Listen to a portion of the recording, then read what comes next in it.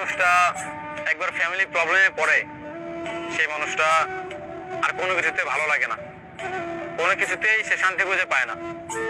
যতক্ষণ না পর্যন্ত সে মানুষটা তার পরিবারের মানুষগুলোকে ভালো না রাখতে পারবে, ততক্ষণ তার মনে শান্তি থাকবে না।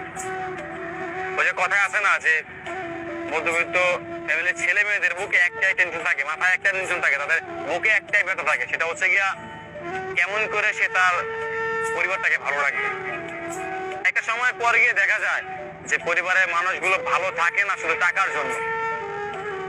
তুমি টাকা কামাতে পারো না, তোমার টাকা নেই, আজকে তোমার ভালো কোনো চাকরি নেই, এইটার জন্য তোমার পরিবার ভালো নেই, কিংবা তোমার ভালো কোনো ক্যারিয়ার নেই, তোমার কোনো ভালো চাকরি নেই, তোমার টাকা নেই, এই সবগুলোকে নিয়েই তোমার ফ্যামিলিতে অনেক সমস্যা।